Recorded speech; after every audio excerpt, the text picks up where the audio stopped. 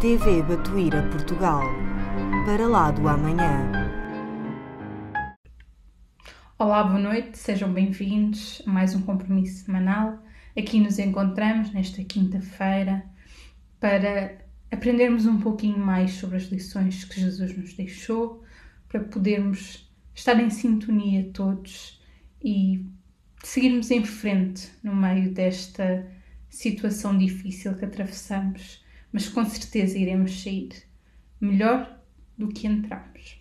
Vamos então para a nossa prece inicial. Respirar fundo,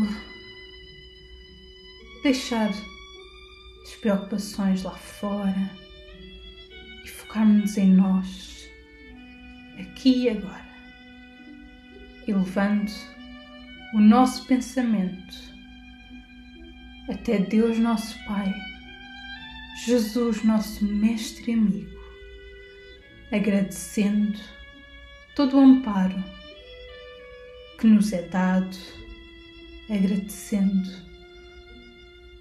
por todos aqueles mensageiros amigos que nos ajudam, nos intuem, que estendem a sua mão para conseguirmos nos levantar.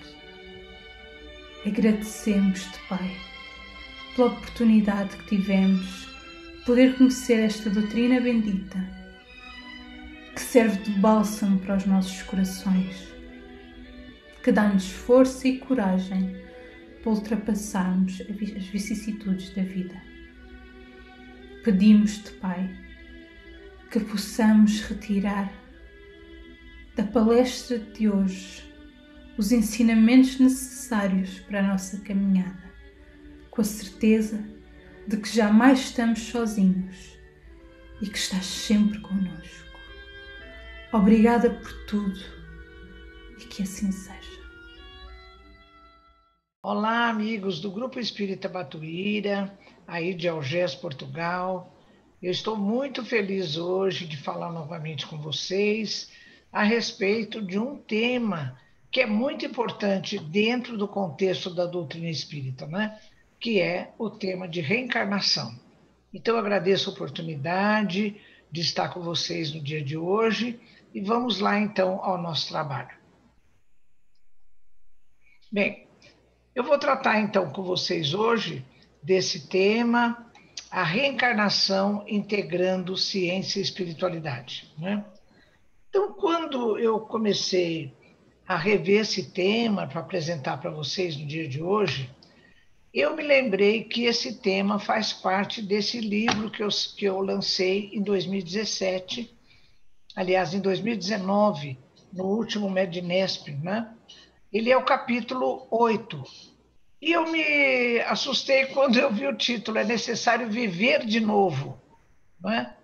Porque, na realidade, esse texto, eu acho que não está adequado, esse título não está adequado, porque eu quero agora, na próxima edição, reformular esse título e colocar É necessário nascer de novo e não viver de novo, porque, uma vez criado o espírito, nós somos imortais, não é?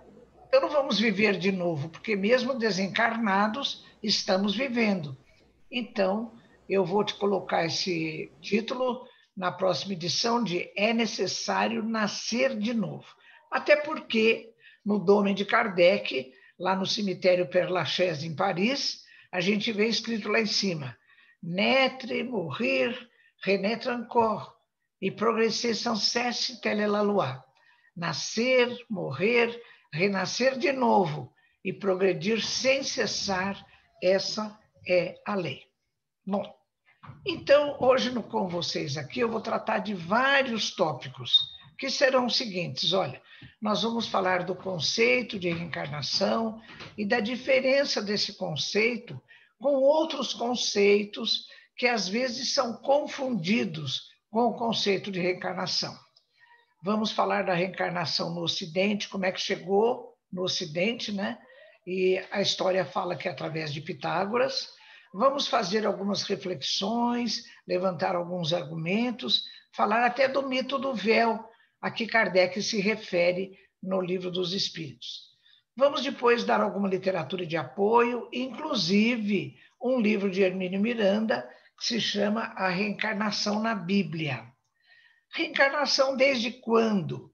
Eu vou citar uma literatura de André Luiz, em Evolução em Dois Mundos, em que ele fala que o princípio inteligente, estagiando nas células, ele faz esse processo de voltar à matéria e voltar à condição espiritual. Eu vou falar também de uma coisa interessante, é uma curiosidade, que o Dr. Décio Iandoli trata no seu livro A Reencarnação como Lei Biológica. É o mistério das borboletas monarca que migram, né? Depois, outra curiosidade, quando a reencarnação saiu da igreja, uma vez que esse conceito ele permeia todo o cristianismo primitivo. Depois, então, ciência e reencarnação, a dualidade corpo-mente, né? A própria ciência chegando ao conceito de reencarnação, principalmente através de um estudioso maravilhoso, professor Ian Stevenson, vou falar dele. Depois, reencarnação e espiritualidade, né? Esse conceito de espiritualidade, a doutrina espírita adentrando por aí, e finalmente eu vou falar da contribuição do espiritismo, integrando o conceito de reencarnação nesse complexo cultural que nós chamamos de ciência e espiritualidade, né? Vamos à conceituação do termo. Reencarnação tem o termo palingenesia como sinônimo. Nós vamos ao Livro dos Espíritos, ao segundo livro do Livro dos Espíritos, no capítulo 4, não é? Então, lá nós vemos que esse conceito está bem tratado. O que é reencarnação, então, ou palingenesia? Significa nascer outra vez em um novo corpo, não é? É o conceito que nós temos dentro da nossa doutrina espírita. Mas existe o conceito de ressurreição, não é? Que é voltar à vida no mesmo corpo.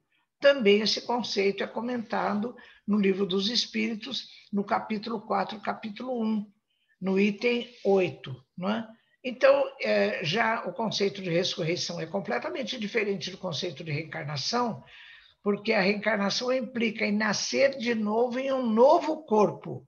E o conceito de ressurreição, que permeia algumas doutrinas religiosas, é voltar à vida no mesmo corpo. Por exemplo, quando se fala da ressurreição de Jesus, então Jesus teria morrido, depois de 3 dias ele voltou a ser visto, né, por várias pessoas, e a interpretação que se tem é que ele estava no mesmo corpo físico, o que é uma coisa que contraria completamente as leis naturais, né? Por isso que o Espiritismo não aceita isso.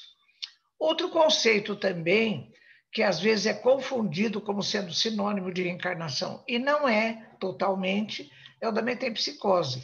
A metempsicose é uma doutrina muito antiga. Aliás, o conceito de reencarnação, ele surgiu do conceito de metempsicose, mas com algumas características próprias. Na metempsicose, aceita-se a chamada transmigração da alma. Então, uma alma, um espírito libertado do corpo físico, ele pode voltar a uma nova vivência, ou em corpo humano, ou em corpo de animais, ou até em plantas, né? Então, algumas doutrinas, como é o caso do Egito Antigo, aceitavam a metempsicose. Qual é a diferença da metempsicose com a reencarnação, conforme nós entendemos dentro da doutrina espírita? Então, existe a volta do espírito humano para outro corpo humano, mas jamais se aceita que haja retrocesso no processo evolutivo, que o espírito já no período humano, ele volte a encarnar em corpos de animais ou até em plantas. Então, o espiritismo não aceita a transmigração da alma no sentido da involução. A doutrina espírita não aceita, isso está muito bem explicado no item 612 do Livro dos Espíritos, quando Kardec pergunta: é possível que espíritos humanos possam se encarnar em corpos de animais? A resposta é definitiva e taxativa: não. O rio não remonta à fonte. Nós sabemos, então, por explicações do próprio Livro dos Espíritos, que é possível ao espírito humano estacionar no seu processo evolutivo por um determinado tempo, mas voltar a estágios anteriores, não.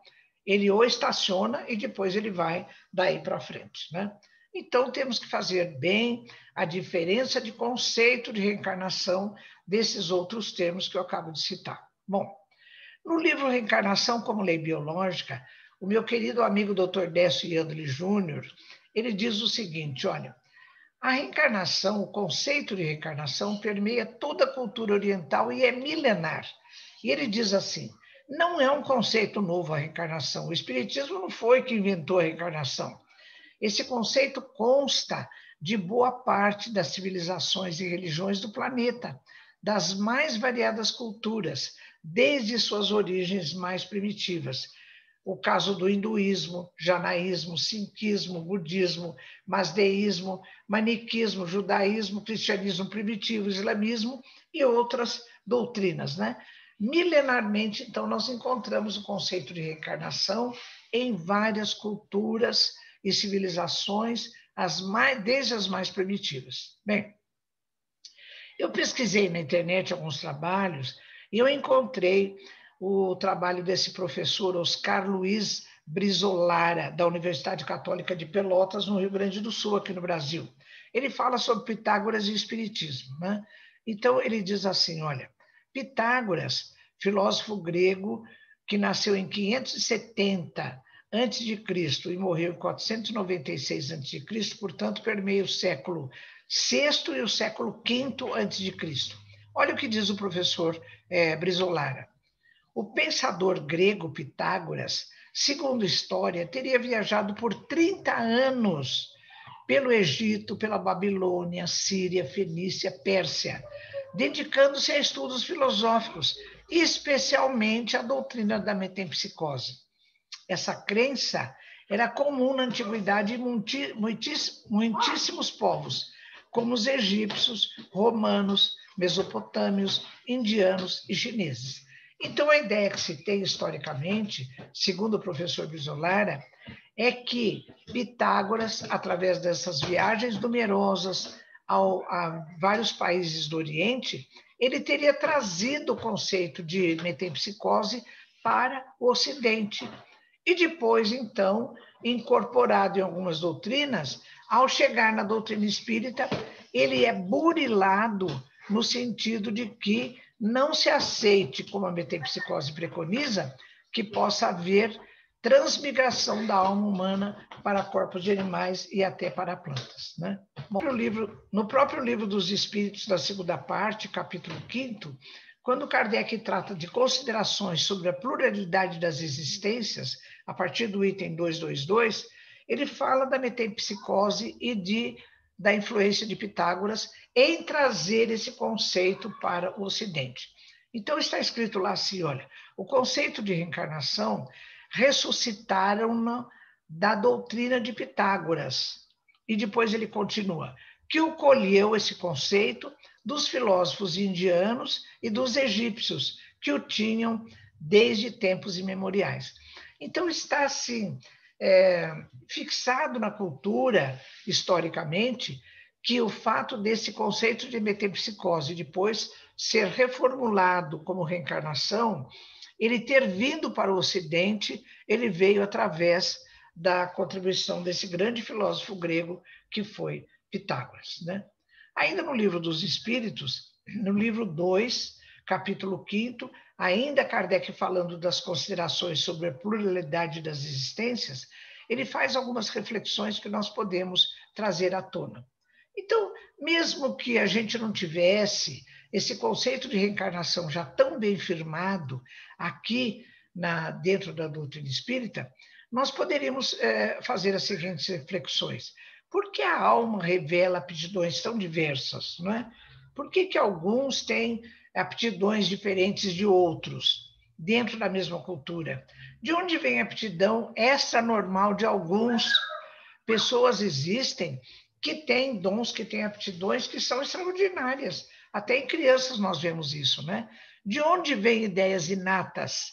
Outra coisa, por que alguns indivíduos são mais evoluídos do que outros?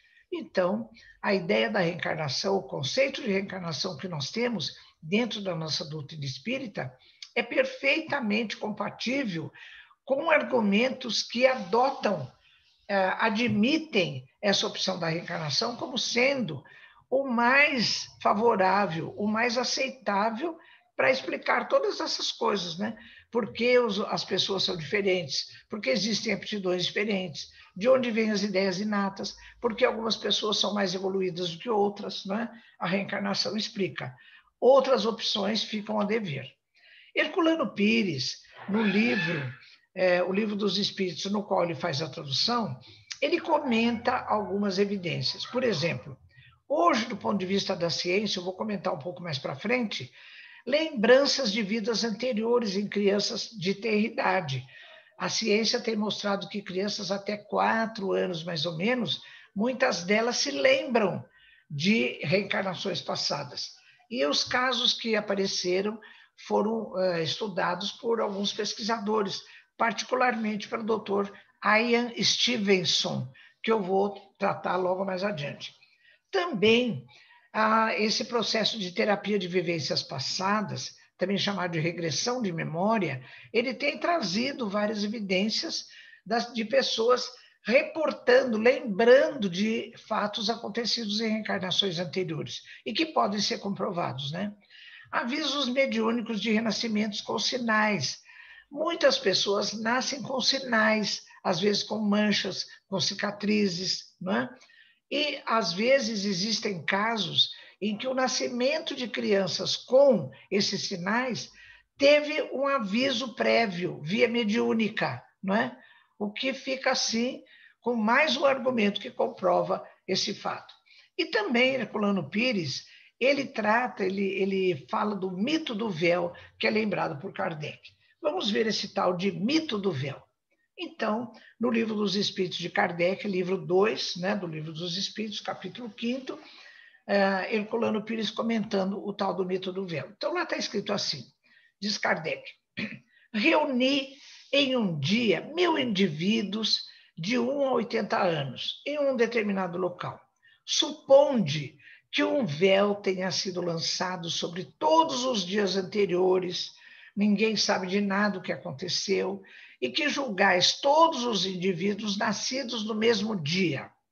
Perguntareis naturalmente por que uns são grandes e outros pequenos, uns velhos e outros jovens, uns instruídos e outros ignorantes.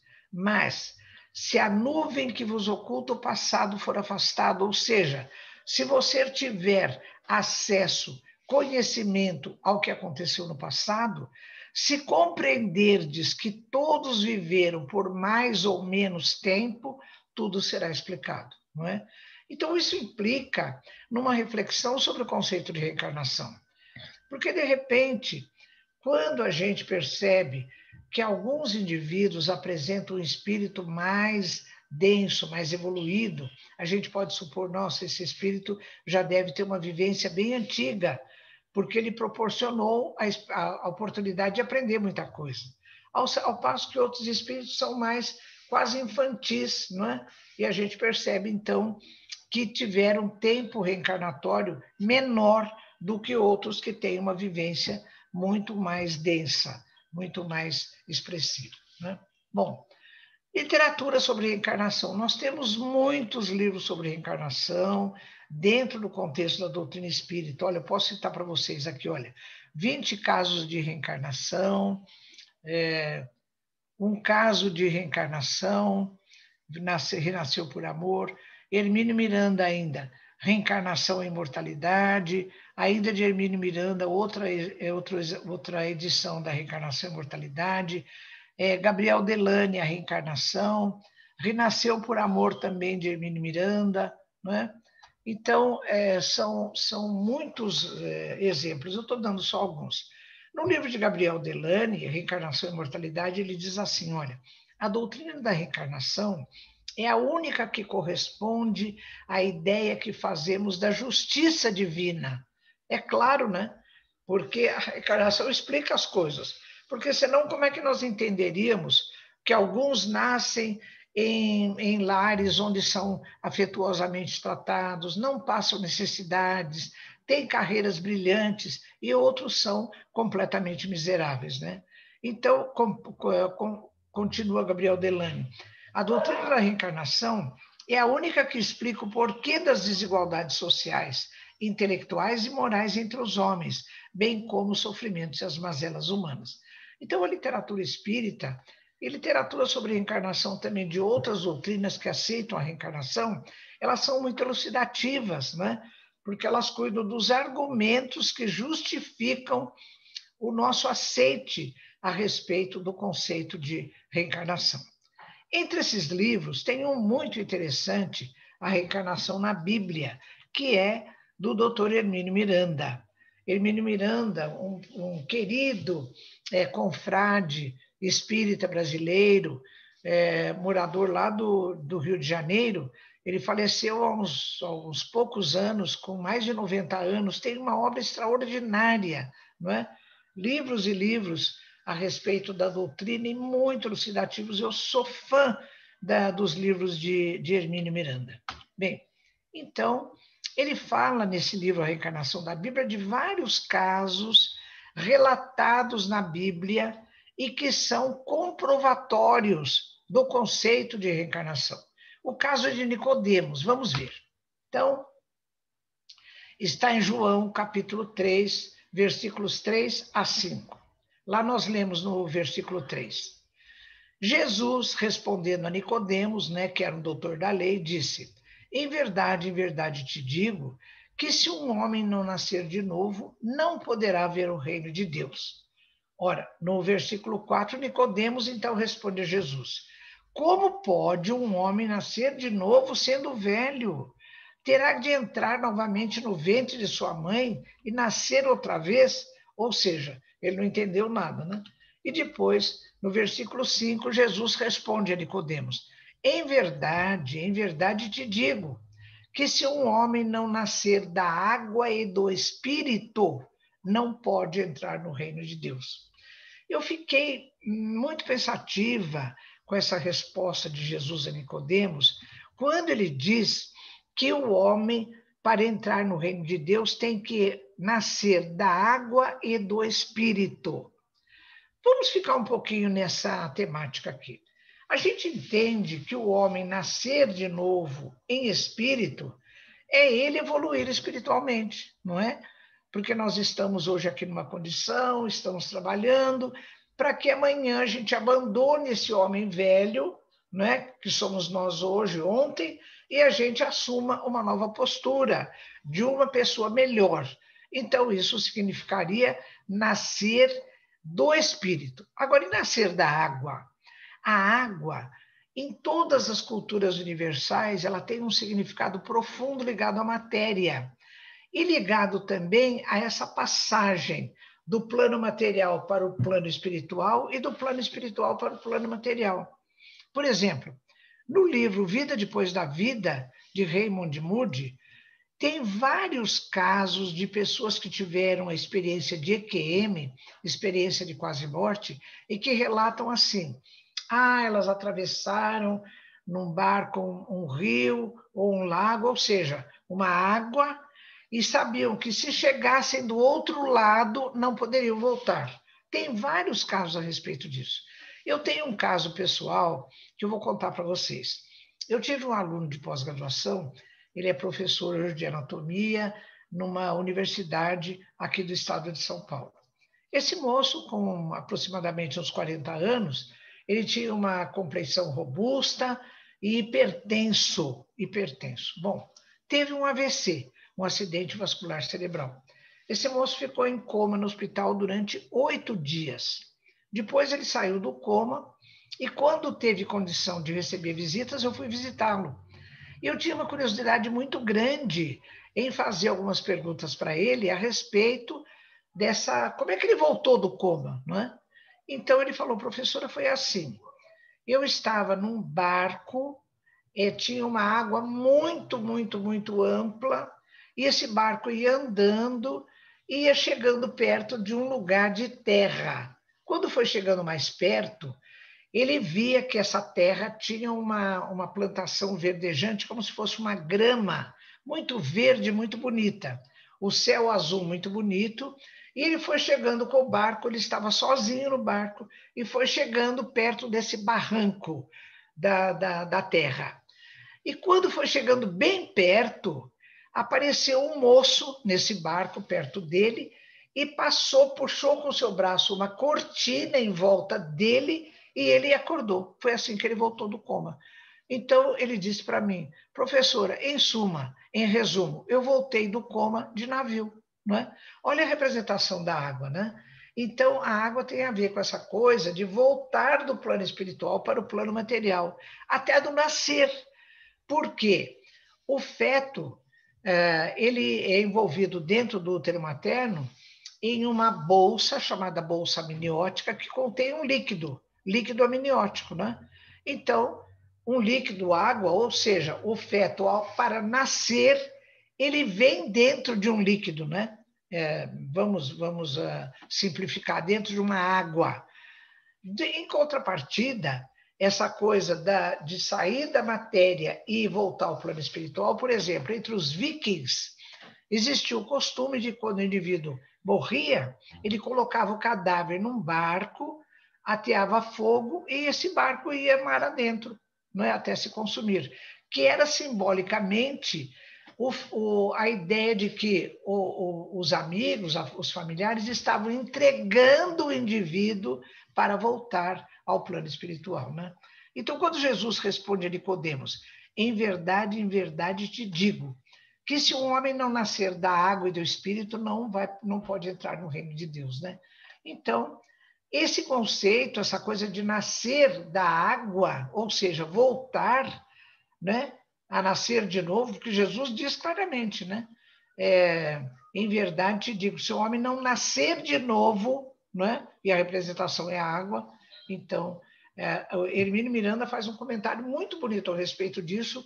Eu sugiro que vocês possam ler diretamente no livro de Hermínio Miranda, A Reencarnação na Bíblia, esses casos todos, né, que são muito elucidativos. Vamos a outro caso de Hermínio Miranda nesse livro Reencarnação na Bíblia. A volta de Elias. Esse caso é maravilhoso.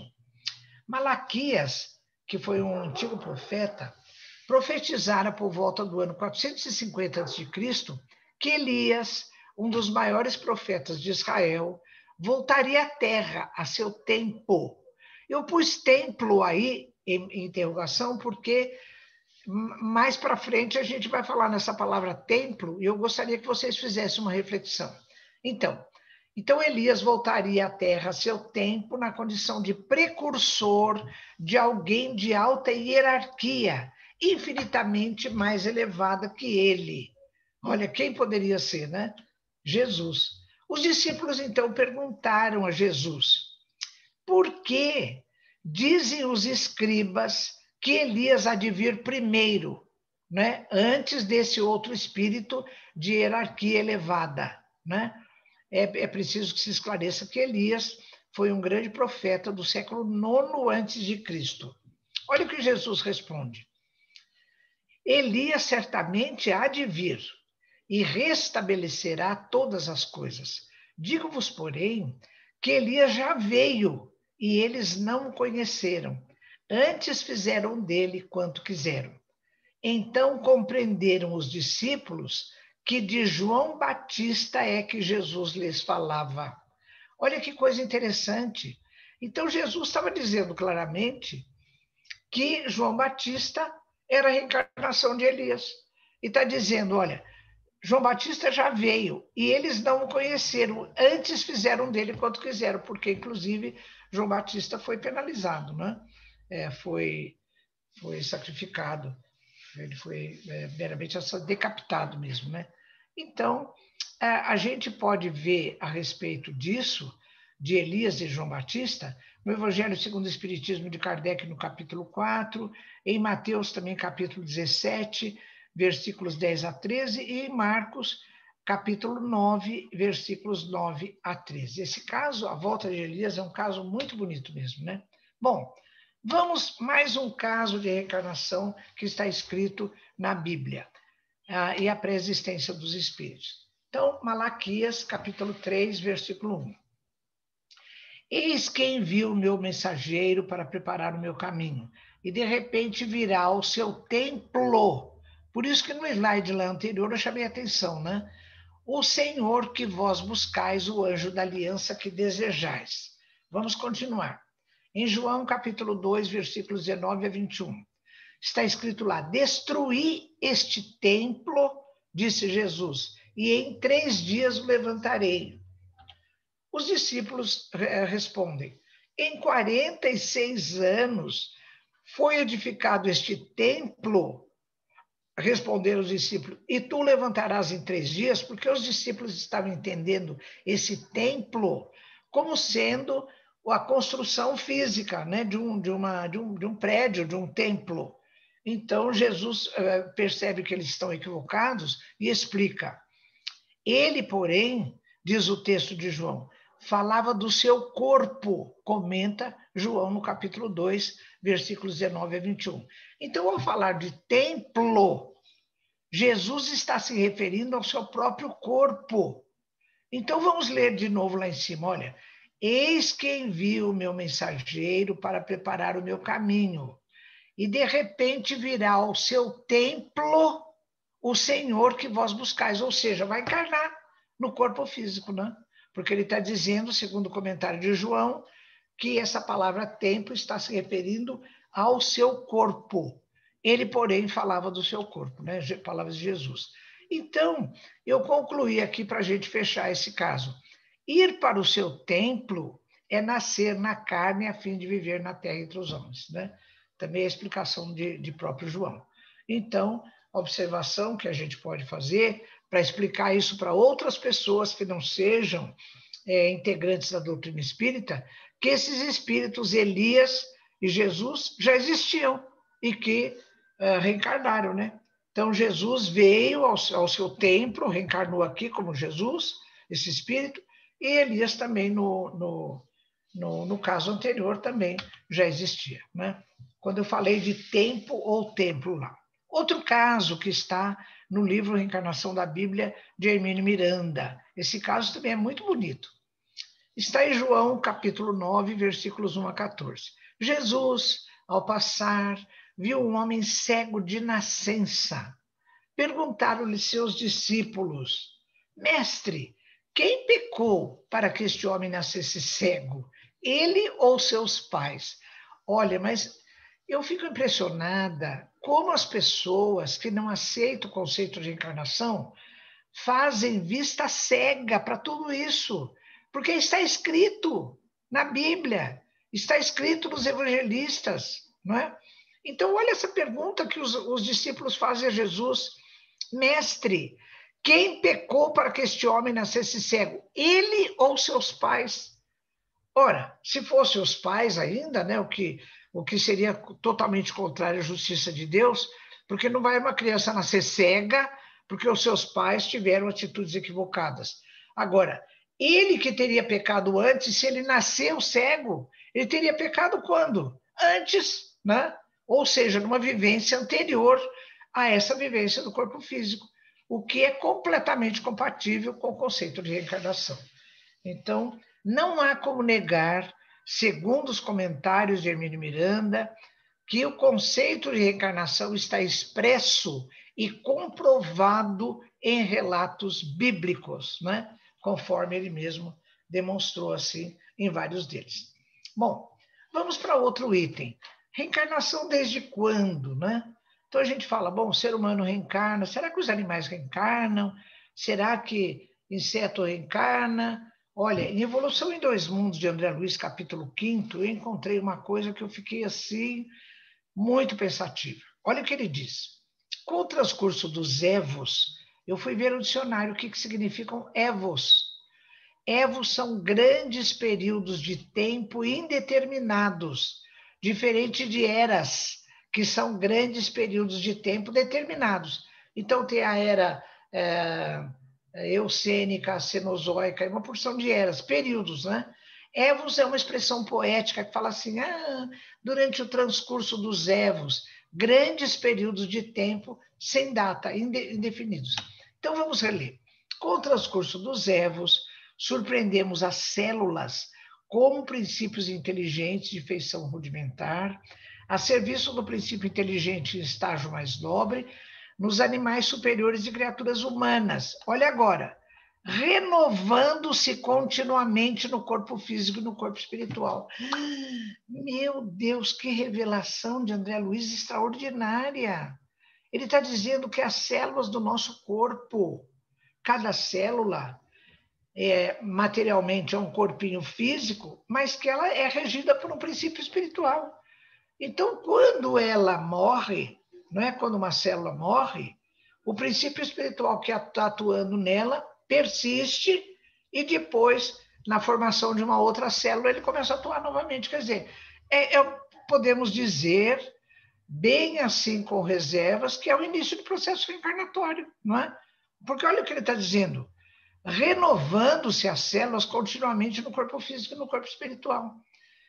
É uma coisa que a gente precisa continuar estudando e refletindo, né? Não vamos dar respostas prontas em nome da doutrina, tá bom? Bem, nesse livro ainda do Dr. Décio Yandri Júnior, A Reencarnação como Lei Biológica, tem um caso muito interessante que eu vou contar para vocês aqui. O mistério das borboletas monarca. É o seguinte, olha, essa borboleta aí, todos os anos, de 100 a 140 milhões de borboletas migram do Canadá e do norte dos Estados Unidos para o México e para a Califórnia. As que vêm do Canadá vão para o México, as que vêm do norte dos Estados Unidos vão para a Califórnia, ou vice-versa, né? E elas, até chegar lá embaixo no México e na Califórnia e voltar, elas viajam 6.000 quilômetros, com uma média de voo de 50 quilômetros por dia. Mas o interessante é que essas borboletas vivem 2 meses, cada borboleta vive 2 meses. Então é assim, olha, a quarta geração de borboleta é que vai até o México e a Califórnia e volta. Quem chega na volta é a quarta geração de borboleta. Então a gente pergunta, meu Deus, mas que coisa estranha. Pelo seguinte, todas elas, a primeira, segunda, terceira e quarta geração, fazem a mesma rota, pousam nas mesmas árvores, fazem o mesmo trajeto, igualzinho que todos os anos todas fazem. Então, há de se perguntar, a ciência tem trabalhado muito, muito, muito para explicar como é que a quarta geração de borboletas, que volta ao local de origem, ela consegue fazer o trajeto igualzinho como a primeira geração fez, né? Então, na revista Nature, de 1999, tem um estudo profundo, um estudo científico, falando de sensores que elas têm, de luz, de temperatura, que poderiam orientar, né? Sensores de campo magnético também, memória celular herdada, quem sabe, então, existe uma memória celular, né? Então, tudo isso foi levantado, existem argumentos favoráveis e argumentos contra. Mas o Dr. Décio fala, por que não pensar na memória reencarnatória, não é?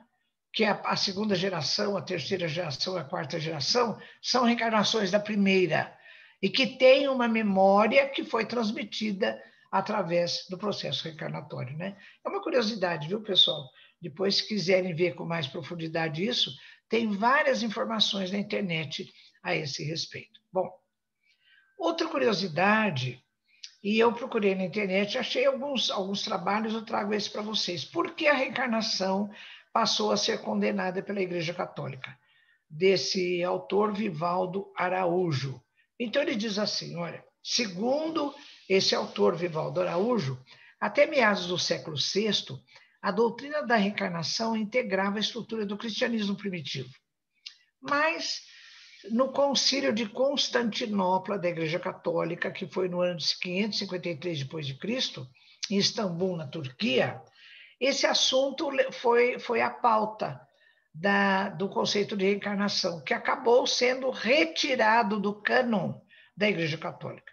Então, foi uma decisão política, segundo esse autor comenta, para atender exigências do Império Bizantino. Então, é assim, no Império Bizantino, o imperador Justiniano, a sua esposa Teodora, foram os determinantes de pressão no Vaticano para que houvesse, não sei se era Vaticano ainda naquela ocasião, né? Enfim, na estrutura da Igreja Católica, para que fosse retirado do cânon da Igreja Católica o conceito de reencarnação. Pelo seguinte, a Teodora, esposa de Justiniano, era uma escravocrata desumana. Diz que ela maltratava cruelmente as escravas. E um dia, alguém lhe sugeriu se ela já tinha pensado que ela poderia voltar numa outra encarnação como escrava. Ela ficou tão assustada, que ela começou a fazer pressão sobre o marido, o imperador Justiniano, e também com a intervenção do general Belisário, e diz a história que para Belisário os desejos de Teodora eram ordens, né? Aí está sugerida talvez um vínculo de paixão, alguma coisa do tipo. Então, através de Belisário, que havia feito campanha para que Virgílio fosse o Papa, então ele conseguiu então fazer forte pressão sobre o Papa da época, que era Virgílio, e o conceito de reencarnação foi retirado do cânon da Igreja Católica e substituído pelo conceito de ressurreição, né? Então, segundo esse autor e alguns outros que a gente pode encontrar na internet, essa seria a causa pela qual o conceito de reencarnação foi retirado da estrutura da Igreja Católica, né? Então, foi uma decisão política, né, para atender às exigências de Teodora, esposa do imperador Justiniano, lá no Império Bizantino. Bom, vamos agora fazer aquele link da reencarnação integrando ciência, né? Então, vamos lá. A grande figura da ciência em relação a revelar para a ciência a opção da reencarnação como sendo a mais óbvia, a mais aceitável, foi esse grande cientista Ian Stevenson. Ele tem uma publicação de 1997, onde ele faz uma condensação de vários trabalhos dele, né? Quando a reencarnação tem uma intersecção com a biologia. Então, ele diz assim, olha, Ian Stevenson, ele estudou 2.600 casos de crianças com memória de vida anterior. Desses 1.600 casos, ele conseguiu fazer relatórios minuciosos de 65 deles. E depois, ele analisou marcas de nascença e malformações congênitas relacionadas à vida anterior, particularmente nessa vida anterior que terminou por morte violenta, né? Então, ele conclui assim nesse trabalho dele. A mais importante consequência da aceitação da reencarnação como lei biológica é o estabelecimento da dualidade corpo-mente, pois no conceito reencarnacionista, a mente não depende do corpo para existir. Olha que coisa extraordinária, meus amigos, porque através dos estudos científicos, esse grande pesquisador, A. Stevenson, ele conseguiu chegar ao conceito de que a opção mais aceitável é de que exista essa dualidade corpo e mente, não é? Porque nos estudos de conceito reencarnacionista, e é o que ele mais aceita, o conceito reencarnacionista, a mente não depende do corpo para existir. Vamos continuar com esse autor ainda.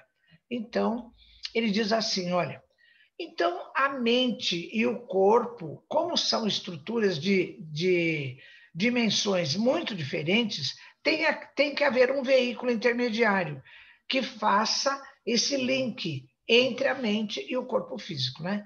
Então, ele aceita a existência de um veículo da mente chamado psychophore, né? É um intermediário não material. Então, ele diz assim, olha que coisa mais bonita. O psychophore, esse veículo da mente, carregaria a individualidade com todas as suas memórias e características de uma vida para outra, modelo que imprimiria no embrião e feto as marcas de nascença, malformações ou algum outro tipo de característica física trazida da vida anterior. Olha que coisa interessante. Então, na minha leitura, eu quero passar para vocês que eu entendo esse psychophore, esse veículo da mente, como sendo um conceito muito parecido com o conceito de campos mórficos do Dr. Rupert Sheldrake, né? Aquele biólogo britânico que fala que todo ser vivo tem uma matriz eletromagnética que ele chama de corpo mórfico ou morfogênico. Esse conceito de Psycho-4, de veículo da mente, do Dr. Ian Stevenson, também é muito parecido com o conceito de modelo organizador biológico do Dr. Hernani Guimarães Andrade, e também muito parecido com o conceito de perispírito da doutrina espírita, né?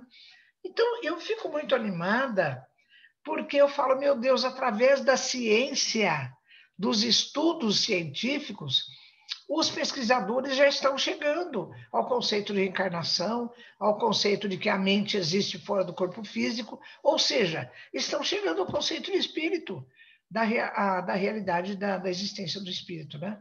Não vai demorar muito, a ciência vai chegar lá, né?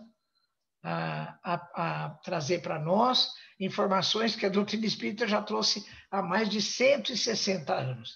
Mas isso é muito bonito, né? Então, a ciência, ela está chegando a esse conceito da dualidade corpo-mente, está chegando ao conceito de reencarnação através de estudos dentro da metodologia científica. Isso é muito bonito, né? Então, esse Dr. Ian Stevenson, que desencarnou recentemente, que ele receba de nós a nossa admiração, o nosso respeito, o nosso aplauso, né? E que oriente outros cientistas ainda encarnados para continuar essa tarefa de, dentro da ciência, chegar ao conhecimento da realidade do espírito, né? Bom, então, nesse outro artigo que eu vou trazer para vocês, do professor Antônio Paim, Ética diante da Espiritualidade e da Ciência, então, ele fala o seguinte, olha, não, agora não é mais ciência, é reencarnação e espiritualidade. Então, vamos ver. Então, ele diz o seguinte, olha, que no início do século XX aconteceu um movimento intelectual revolucionário, e o grande personagem desse movimento foi William James, médico da Harvard, formado na Harvard. Lá ele foi professor de fisiologia e depois de filosofia. E ele tinha uma visão diferente, porque toda a ciência emergente da Revolução Científica do século XVII, ela ficou de caráter materialista, né?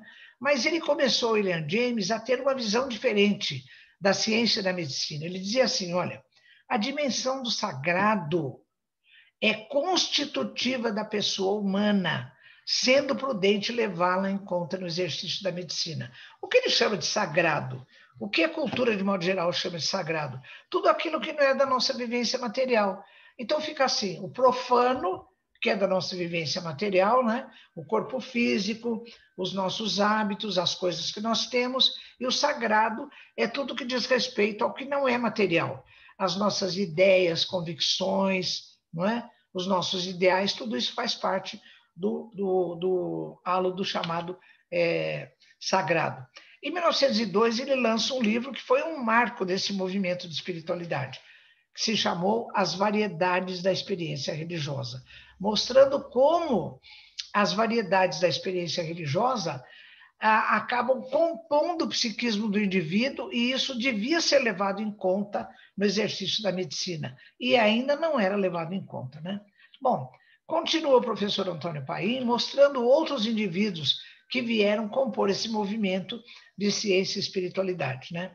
Um deles é Rudolf Otto, teólogo alemão, no início do século XX, também valorizava a experiência do sagrado. Esse outro autor, Mircea Eliade, romeno, estudou na Índia, viveu em Portugal, Paris, Estados Unidos, um indivíduo de uma grande vivência internacional, né?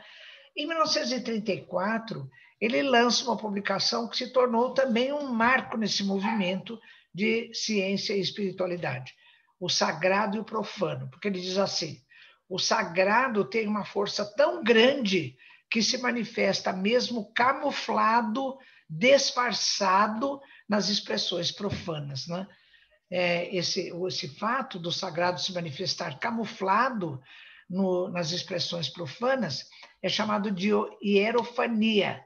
Vem de hieros, que é sagrado, e fainó, que é apareço, ou seja, o sagrado ele acaba se manifestando, mesmo de maneira disfarçada, ocultamente, nos eventos profanos, né? Isso é muito bonito. Bom, então, esse professor Marlon Xavier, da Universidade do Extremo Sul Catarinense, ele falando do conceito de religiosidade de Jung, ele fala o seguinte, olha, a espiritualidade, nós temos que prestar atenção num conceito adequado de espiritualidade, que vem se construindo desde William James, no início do século XX, né? A primeira coisa, diz esse autor, é a gente fazer a diferença dos conceitos de religiosidade extrínseca ou ritualística com espiritualidade. Religiosidade ritualística, ela tende a denotar um sentido vinculado à religião institucional, à prática exterior. Então, as pessoas vão às igrejas, às sinagogas, ao centro espírita, como se fosse um clube, né? Então, vai lá, faz a sua prática e volta a ser um indivíduo normal. É chamada religiosidade exterior. Ao passo que a espiritualidade foge do rótulo religioso. Não há necessidade do rótulo religioso para se cultivar a espiritualidade. Muito embora ela possa ser feita através do rótulo religioso, mas não há necessidade. E tende a uma conotação individual e subjetiva de experiência do sagrado. É a tal da religiosidade intrínseca para aqueles que fazem a busca da espiritualidade através do rótulo religioso, né? É o caso de nós espíritas. Nós buscamos a nossa transcendência espiritual, ou seja, a nossa espiritualidade, através da prática dos eventos da doutrina espírita, né? Então, a primeira coisa no conceito de espiritualidade é a gente ter esse conceito bem estabelecido. Bom, nesse informativo Medicina e Espiritualidade, que me foi presenteado pela doutora Marlene Nobre, ela diz assim, olha, esses movimentos culturais sobre espiritualidade vêm acontecendo há muito tempo. Desde a década de 1990, por exemplo, em Berkeley, na Califórnia, na Universidade de Paris, e eles acabaram sendo conhecidos por essa sigla, SSQ, Science and Spiritual Quest, né? Na Universidade Interdisciplinar de Paris também. São eventos com implicações metafísicas e filosóficas na ciência, concursos, conferências, colóquios internacionais, com participação de vários tipos de pessoas, cientistas até vários prêmios Nobel, religiosos, pessoas da comunidade, ou seja, toda e qualquer pessoa interessada em valorizar o sagrado, não é? E não apenas ficar na vivência do chamado profano.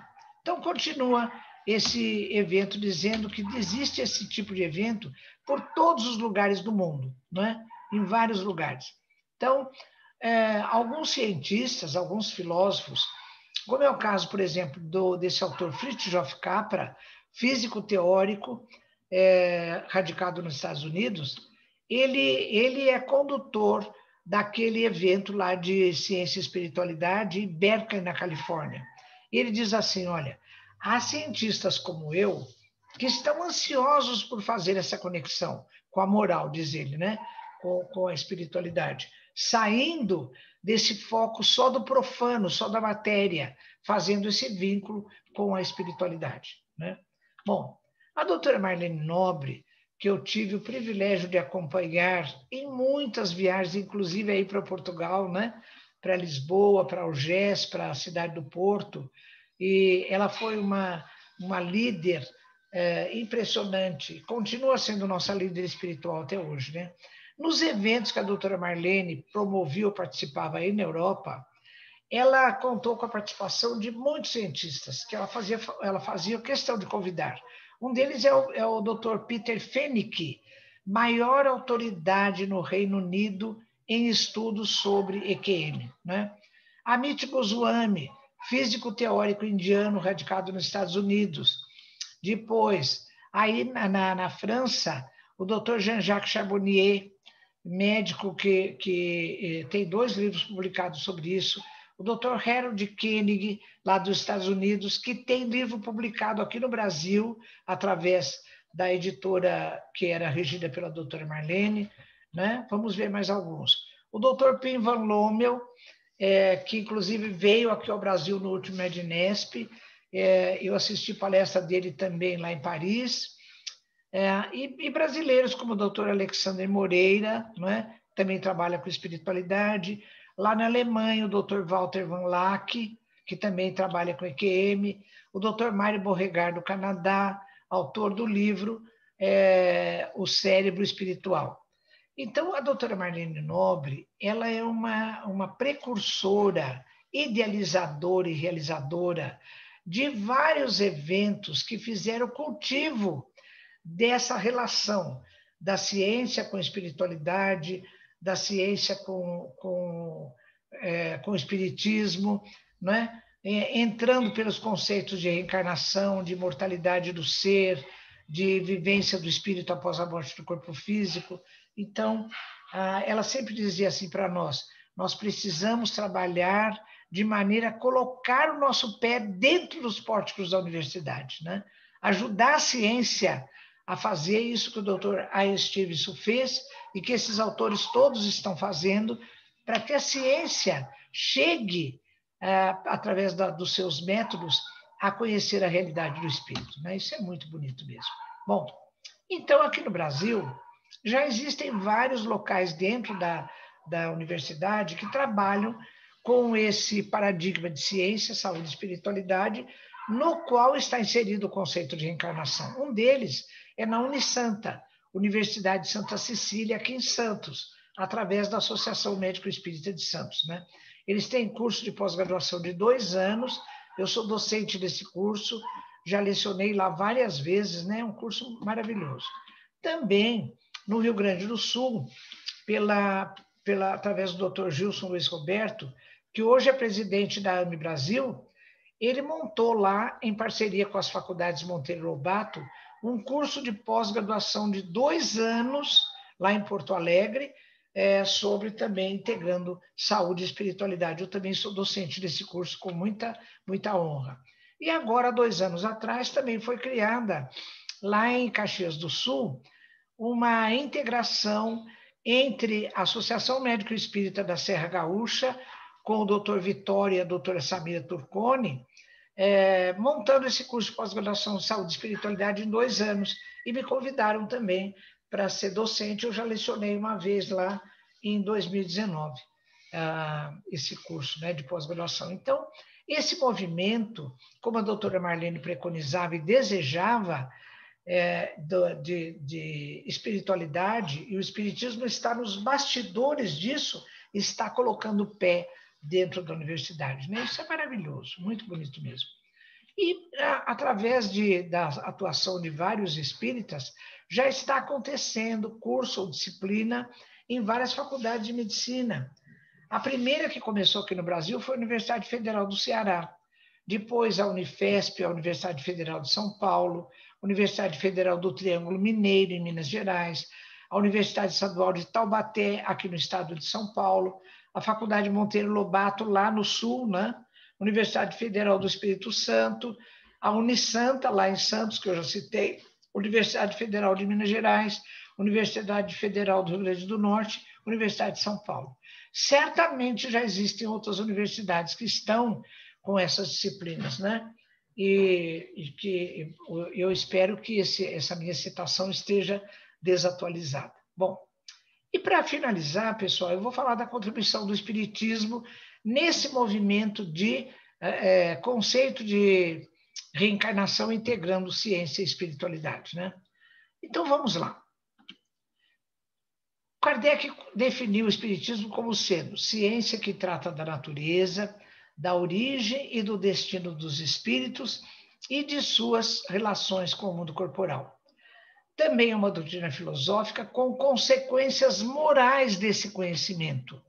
Então, a gente entende perfeitamente que tudo que se estuda, todo conhecimento que se adquire através da base científica da doutrina espírita, e depois, na parte filosófica, a gente faz uma reflexão sobre o significado desse conhecimento, vai desembocar na moral. Então, tudo isso, a foz de tudo isso é a moral. Então, eu posso dizer, é uma leitura minha, que a única ciência que eu conheço comprometida com essa moral é a doutrina espírita, não é? Bom, mas Kardec ficou perguntando, de que moral nós estamos falando? De que moral os espíritos estão falando? Então, na questão 629 do Livro dos Espíritos, ele faz essa pergunta: que definição se pode dar à moral? A resposta: a moral é a regra da boa conduta e, portanto, da distinção entre o bem e o mal. O homem se conduz bem quando faz tudo tendo em vista o bem e para o bem de todos, pois então observa a lei de Deus. Olha que coisa fantástica, que coisa muito bonita. Fazer o bem, e não é um bem só para mim, para minha família, para os meus amigos, não. Tudo que eu fizer tem que visar o bem comum, o bem de todos. Em qualquer escolha que eu vou fazer, em qualquer atitude que eu vou tomar, eu preciso pensar se aquela opção que eu estou escolhendo, ela vai visar o bem de todos. Aí ela será válida, né? Se for o bem de um ou de dois só, não está certo, porque ela visa o bem, para o bem de todos, né? Bom, na Revista Espírita de Kardec, de 1859, está escrito assim, olha: o objetivo da Sociedade Parisiense de Estudos Espíritas não é apenas a pesquisa dos princípios da ciência espírita, ela vai mais longe, estuda também as suas consequências morais, pois é principalmente nestas que está a sua verdadeira utilidade. No Livro dos Médiuns, item 303, o objetivo da doutrina espírita é o aperfeiçoamento moral da humanidade. Na Gênese de Kardec, uma comunicação do espírito Arago, no capítulo 18. Nosso globo, como tudo que existe, está sujeito à lei do progresso. A humanidade realizou até agora incontestáveis progressos, do ponto de vista das ciências, das artes, do bem-estar material. Resta-lhe ainda um imenso progresso a realizar, o de fazer reinar entre os homens a caridade, a fraternidade e a solidariedade, para assegurar o bem-estar moral. E continuará: hoje não são as entranhas do globo que se agitam, são as da humanidade. É um movimento que se opera no sentido do progresso moral. Ele está dizendo lá, né, em 1868, hoje. Mas o que ele está dizendo em 1868 está valendo para agora, não é? Porque nós estamos num grande movimento de agitação da humanidade que visa o seu progresso moral. Olha a contribuição do Espiritismo, né? Mas quando se fala, então, que o homem que atende aos desígnios da moral, que é fazer o bem e para o bem de todos, ele obedece à lei de Deus, Kardec pergunta, questão 621 do Livro dos Espíritos, onde está escrita a lei de Deus? Será que é nos antigos escritos? Será onde?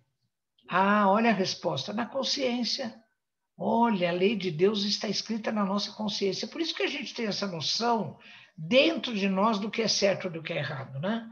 E tem um escrito de Descartes, no seu livro Meditações Metafísicas, em que ele faz um comentário muito bonito. Ele diz assim: o fato do ser humano ter a noção de Deus, a noção da existência de Deus na sua consciência, é a marca do Criador na sua obra. É como se fosse um pintor que acabou de fazer uma tela, ele assinar a tela, né? Colocar lá o seu nome. Então, diz Descartes, a assinatura de Deus em nossa consciência é essa noção que nós temos inata em nós da existência do nosso Criador, né? A marca do Criador na sua obra. Não por outra razão, no Evangelho segundo o Espiritismo de Kardec, capítulo 17, no item Sede Perfeitos, 4, está escrito: reconhece-se o verdadeiro espírita pela sua transformação moral e pelos esforços que faz para dominar suas más inclinações. Então, o verdadeiro espírita não é aquele que vai toda semana no centro espírita como se fosse um clube, não é aquele que lê toda a obra espírita, não. É aquele que usa esse conhecimento para fazer esforços para fazer a sua transformação moral, não é? Ou seja, buscar a sua espiritualidade, buscar a sua transcendência como ser espiritual, né? Na Lei do Progresso, na questão 680A, tem uma pergunta muito interessante que Kardec faz aos espíritos. Como o progresso intelectual pode conduzir ao progresso moral, não é? Já que a moral resulta do conhecimento, não é isso? Porque Kardec fala, o espiritismo é uma ciência com aspecto filosófico, com consequências morais. Então, a moral, ela é fruto do conhecimento. Então, como o progresso intelectual, que tem o conhecimento, pode conduzir ao progresso moral? Resposta: dando a compreensão do bem e do mal, pois então o homem pode escolher.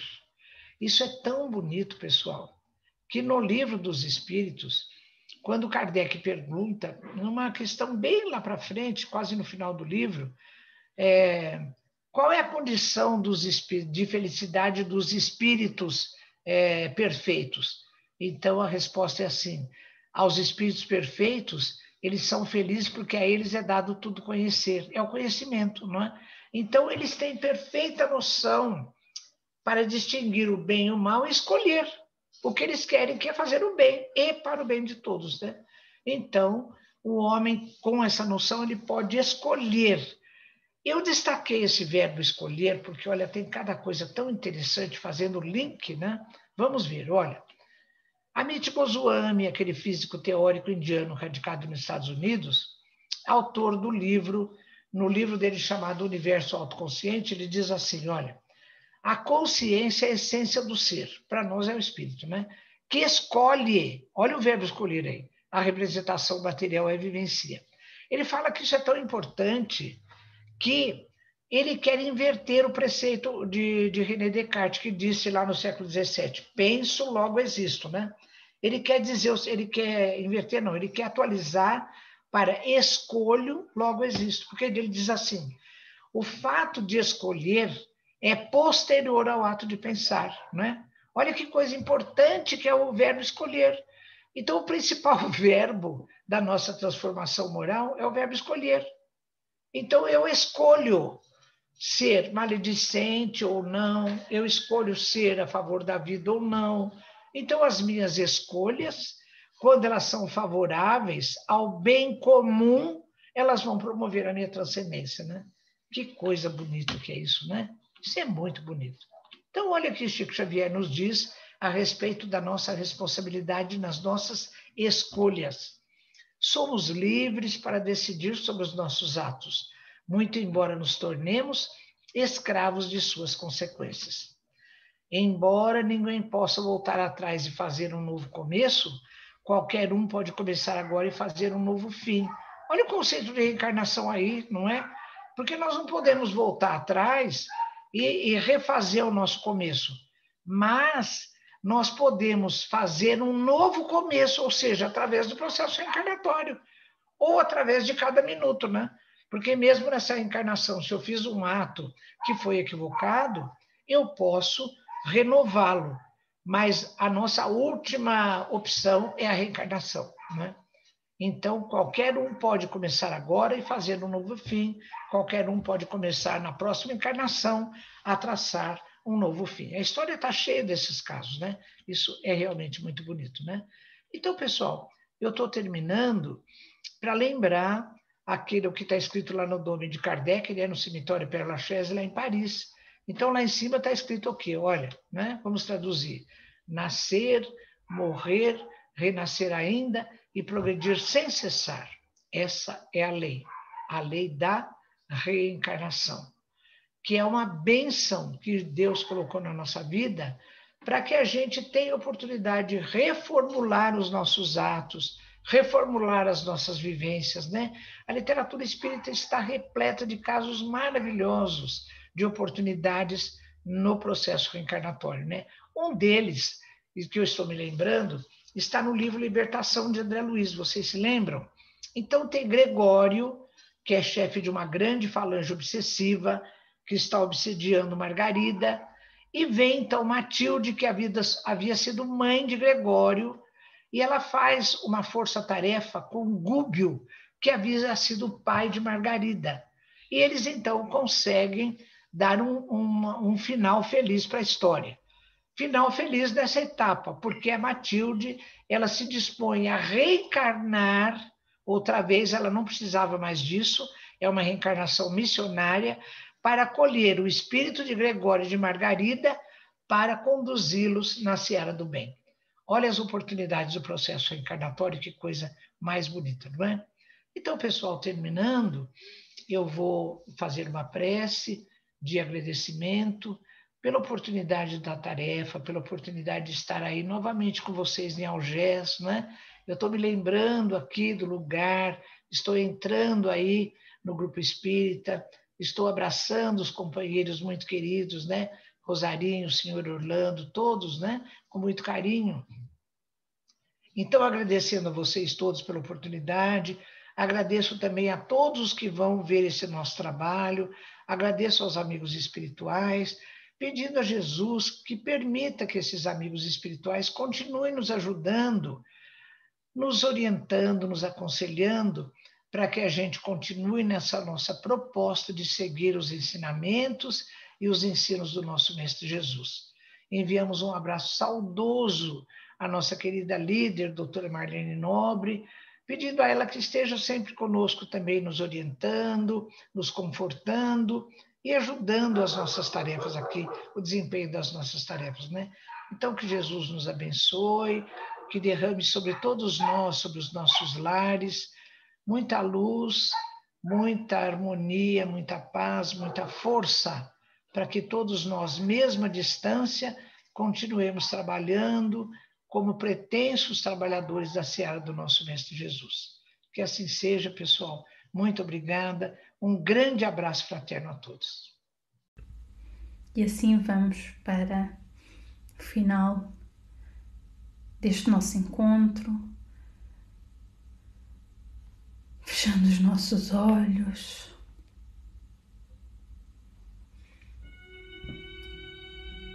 E agradecendo ao mundo maior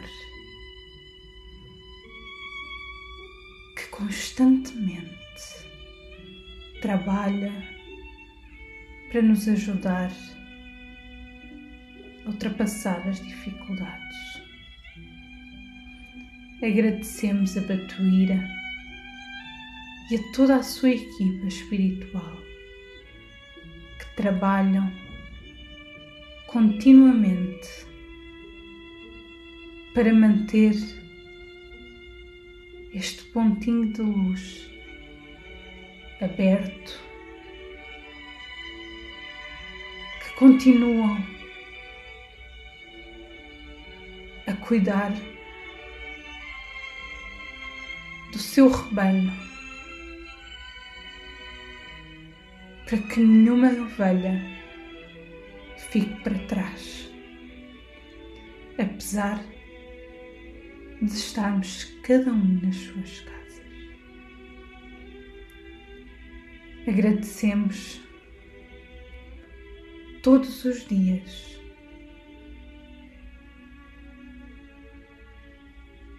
por este momento em que atravessamos, que sabemos que serve para nos dar as mais preciosas lições, que serve para nos ajudar a dar mais um passo enquanto humanidade que somos, pois só juntos, unidos num só coração, conseguiremos seguir em frente. Que neste momento as bênçãos de luz e de paz possam cair sobre cada um que necessita tanto de um colo, de uma palavra de conforto, de um abraço. Que a luz divina possa guiar os nossos passos, hoje, agora e sempre. Que assim seja. Muito obrigada e uma boa noite a todos. TV Batuíra Portugal. Para lá do amanhã.